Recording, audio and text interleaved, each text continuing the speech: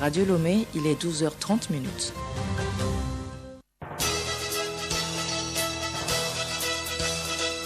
Le journal Léontine Atoguima.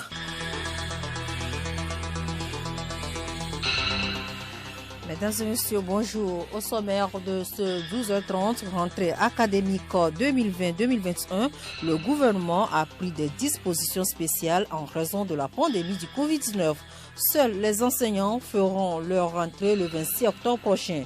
Ça suivra le 2 novembre, celui des élèves. Des précisions sur cette décision à suivre dans un instant. Mois du consommé local. Dans cette édition, nous mettons l'accent sur le volet alimentation, notamment la promotion de la production agricole.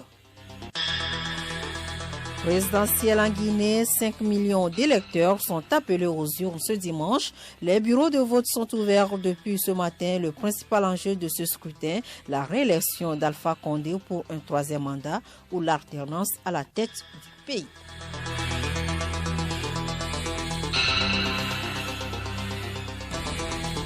radiolomé.tg. Bienvenue à tous. La rentrée académique 2020-2021 se déroulera en deux volets. Elle concernera en premier temps les enseignants et celle des élèves devra suivre quelques jours après. C'est l'essentiel du contenu de ce communiqué du gouvernement que nous présente Abiré Lemou. Communiqué du gouvernement. Dans le cadre des actions visant à contenir la pandémie au coronavirus, le gouvernement a pris plusieurs mesures dont la fermeture de tous les établissements scolaires, professionnels et universitaires dès le 20 mars 2020. Grâce à l'engagement et à la contribution de tous les acteurs du système éducatif, l'année scolaire 2019-2020 a connu un aboutissement heureux par la reprise des cours le 15 juin 2020 en présentiel pour les classes d'examen, l'organisation des examens dans le respect des gestes barrières et la proclamation définitive des résultats.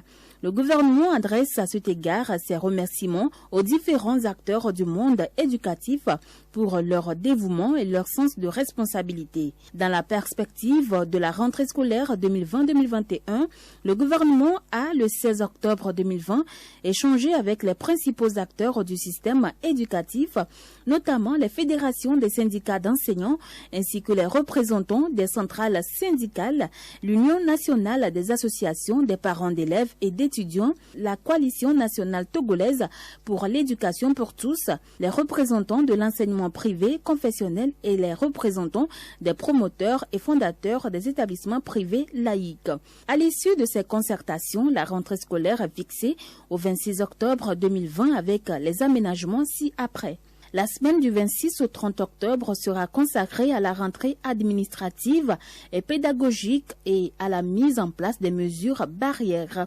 Les cours démarreront le 2 novembre 2020 avec la présence effective du corps enseignant et administratif et des apprenants. Le gouvernement compte sur le professionnalisme et la responsabilité des différents acteurs du système éducatif, en particulier des chefs d'établissement, dans l'application des directives et prescriptions pédagogiques, académiques et sanitaires. Un suivi régulier de l'évolution de la situation sanitaire dans les différents établissements scolaires et universitaires sera de rigueur aux fins des nécessaires adaptations pour une année scolaire réussie. Le gouvernement renouvelle ses remerciements aux acteurs du système éducatif et demeure engagé à préserver l'esprit de dialogue et d'écoute ayant toujours prévalu dans la gestion des questions éducatives. Il n'a de cesse de poursuivre les efforts afin de répondre progressivement aux préoccupations et aux attentes exprimées par les acteurs du système éducatif. Fait à Lomé le 16 octobre 2020. Pour une année scolaire épargnée du Covid-19, des associations de sensibilisation voient le jour. À Lomé, Relève de demain en Afrique a lancé des activités dénommées Earth Afrique. Cette association cible d'abord les établissements scolaires de la préfecture du Golfe. Adila à classe 4, chef canton de Baie, promoteur de l'initiative. Bientôt la rentrée, nous avons jugé bon d'aider le gouvernement à la poursuite de sensibilisation contre la Covid-19. Nous sommes dans le monde de la consommation locale. Ce sont des cachinets qu'on fabriquera avec les accessoires locaux et en plus on va écrire des messages, des dessins pour pouvoir stimuler les enfants, les encourager à pouvoir les porter pour éviter d'être contaminés par cette maladie. L'association compte sur l'apport des uns et des autres pour mener à bien sa sensibilisation contre le coronavirus dans les écoles. Judith Fafa-Agbati, secrétaire générale d'ERTS Afrique. C'est pour pouvoir lancer déjà la collection et demander au maire, au chef canton, au préfet, au directeur d'école de soutenir déjà ce projet pour que nous puissions distribuer les bavettes gratuitement dans les écoles sur toute l'étendue du territoire. Déjà, avec une bavette, vous pouvez acheter soit un cahier et nous nous chargeons d'offrir et les cache-nez et les kits scolaires aux enfants de votre part. Nous avons une tradition à ERD. Chaque début d'année scolaire, nous offrons des kits aux enfants de l'association. Cette année, j'ai décidé, dans mon mandat social, d'étendre ce projet au niveau de tous les enfants du Togo. L'Office togolais des recettes OTR renforce son personnel pour une meilleure rentabilité. Plus de 13 000 candidats ont participé hier à un concours pour leur entrée dans cette institution. Ce concours permet également de réduire le taux de chômage. Atta Kakra Essian, commissaire des impôts par intérim à l'OTR. C'est un concours comme tant d'autres que l'OTR a organisé. Celui-ci a pour but de nous fournir en agents du cadastre. Nous attendons 276 agents de cadastre, 12 planificateurs et 12 informaticiens. Le nombre de candidats est grand par rapport au nombre attendu, mais à la fin, on aura pris la crème de la crème et c'est à la satisfaction non seulement de l'OTR, mais de tout le pays. Nous en venons au deuxième titre de cette édition, le mois de consommer local. Le gouvernement est résolument engagé à faire du Made in Togo un outil non seulement de développement sur le volet alimentation. Le programme de politique du gouvernement pour la période 2020-2025 met l'accent sur la relance de l'agriculture. Pour pouvoir atteindre cet objectif, l'État togolais compte sur l'appui de ses partenaires, notamment la FAO. Oyetunde Diwa, chef programme FAO.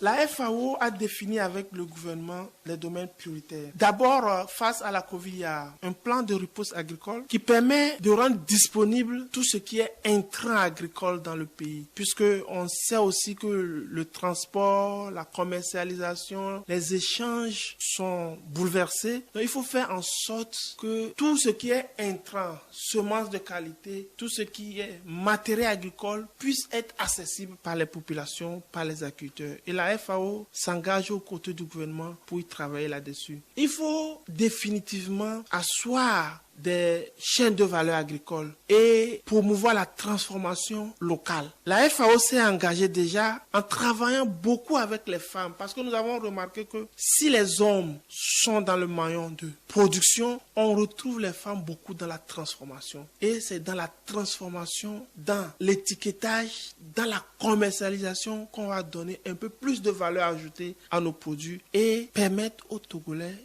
de pouvoir trouver des produits agricoles transformés au Togo, mais de bonne qualité, qui ont fait l'objet de tests dans les laboratoires qui certifient ces produits, ces aliments sont sains. Le secteur agricole a été aussi impacté par la pandémie du coronavirus. Que fait la FAO pour accompagner les acteurs du monde agricole, plus précisément la gente féminine? Nous nous retrouvons au Yotunde Diwa, chef programme FAO.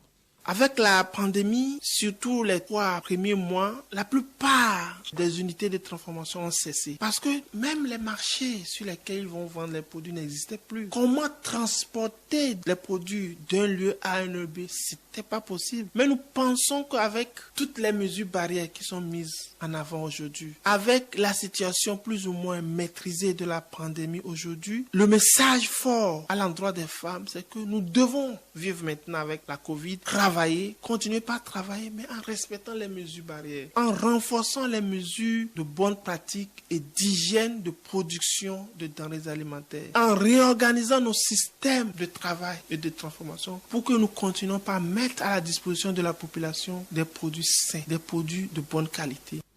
Parlons de la lutte contre le coronavirus. Dans la préfecture de Tchaoudjo, Urbis Foundation Togo appuie les formations sanitaires et les communautés en équipement de protection et de soins. Cette fondation a procédé en fin de semaine à Sokodé au lancement de la campagne d'information, de sensibilisation et de distribution des équipements de protection et de soins aux formations sanitaires et aux communautés. À travers cette campagne, Urbis Foundation entend soutenir les actions du gouvernement sur le terrain. L'ensemble des équipements de protection destinés aux 57 formations sanitaires de Tchaoudjo est financé à 89% par l'ambassade d'Allemagne au Togo et à 11% par Urbis Foundation Togo. Toujours dans le Tchaoudjo, le projet de création de la forêt communautaire de Kalaré, localité située dans le canton de Lamatessi, a été validée vendredi. C'était au cours d'une réunion de concertation initiée par l'ONG Organisation pour le développement et l'incitation à l'auto-emploi en charge du pilotage du projet de renforcement de la résilience des aires protégées du Togo face au changement climatique.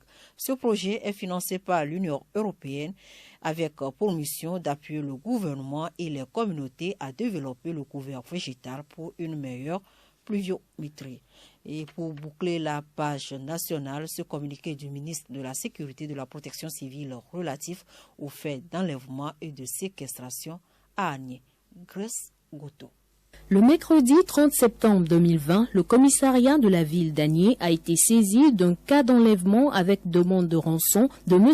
Bamon d'ethnie Peul par des individus non identifiés dans la localité de Sourou-Kopé, préfecture d'Agné. Les investigations initiées dans le cadre de l'enquête ouverte à cet effet ont permis d'interpeller le jeudi 15 octobre 2020 le nommé Sekedjo Fousseni, Peul Bouvier, âgé de 24 ans et domicilié à Agné, qui a reconnu sa participation aux faits d'enlèvement et de séquestration qui lui sont reprochés de concert avec d'autres individus. Après cette première interpellation et poursuivant l'enquête, des équipes du commissariat d'Agné se sont transportées le vendredi 16 octobre 2020 dans les villages Abassan et Kpendele situés dans la préfecture d'Agné, où elles ont interpellé respectivement les nommés Adou Salou et Barry Abdoulaye, tous de Peul Bouvier, présumés membres du réseau ayant organisé cet enlèvement.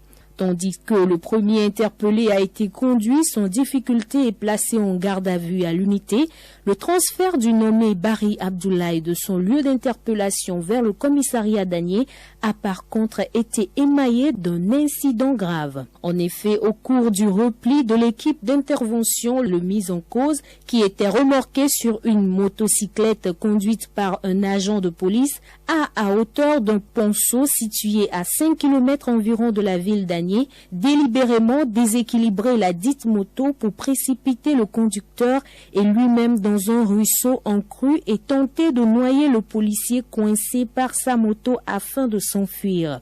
C'est alors que pour secourir leurs collègues en difficulté dans l'eau, deux autres policiers en croupe sur une seconde moto et en couverture qui sont arrivés sur les lieux ont fait usage de leurs armes, blessant le malfrat à l'abdomen. Ce dernier a été évacué d'urgence pour des soins au centre hospitalier préfectoral d'Agné, d'où il a succombé quelques heures plus tard des suites de ses blessures. Le ministre de la Sécurité et de la Protection civile présente ses condoléances à la famille éplorée et précise qu'une enquête est ouverte pour élucider cet événement malheureux. Par ailleurs, il invite la population à une franche collaboration avec les forces de défense et de sécurité pour éradiquer ce phénomène nouveau d'enlèvement et de séquestration qui ne cesse de prendre de l'ampleur dans notre pays. Fait à Lomé le 17 octobre 2020, général de brigade Damram Yak. Le journal Léontine à Togima. Hors du Togo présidentiel en Guinée, 12 candidats sont en liste, dont le président sortant Alpha Condé qui brigue un troisième mandat contesté et son principal opposant, Cellou Dalein Diallo. Les bureaux de vote ont ouvert ce matin. On note un certain engouement avec de l'influence devant les lieux de vote dans la capitale et dans la région de Haute-Guinée, première en termes de nombre d'électeurs. Salim Lemou. Le principal enjeu de cette élection, c'est la reconduction d'Alpha Condé pour un troisième mandat ou l'alternance à la tête du pays. Cette bataille, le chef de l'État, qui a fait modifier la Constitution lors d'un référendum controversé pour pouvoir se représenter, espère l'emporter dès le premier tour. Si la CENI assure que tout est prêt pour le bon déroulement du vote, des commissaires de l'institution ont émis des doutes sur la crédibilité du processus et un climat de méfiance règne dans les états-majors des partis politiques. Bien avant l'ouverture des bureaux de vote, les différents camps s'accusaient mutuellement d'entretenir la tension par des actes d'intimidation envers les délégués respectifs.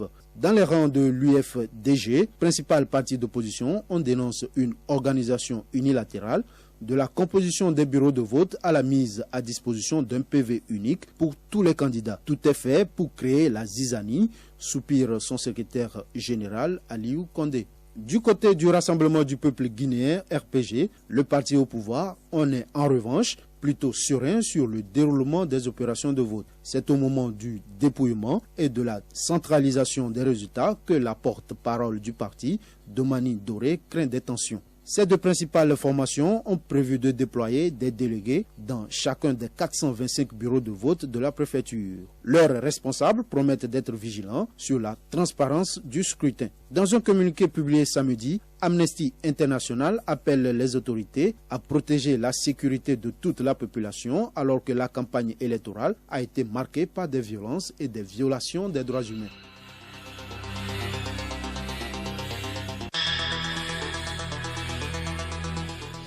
Voici ainsi arrivé à la fin de cette édition. Merci de nous avoir suivis. Retenu pour l'essentiel, rentrée académique 2020-2021, le gouvernement a pris des dispositions spéciales en raison de la pandémie du Covid-19. Seuls les enseignants feront leur rentrée le 26 octobre prochain. S'en suivra le 2 novembre celui des élèves. Présidentielle en Guinée, 5 millions d'électeurs sont appelés aux urnes ce dimanche. Les bureaux de vote sont ouverts depuis ce matin. Le principal enjeu de ce scrutin, la réélection d'Alpha Condé pour un troisième mandat ou l'alternance à la tête du pays.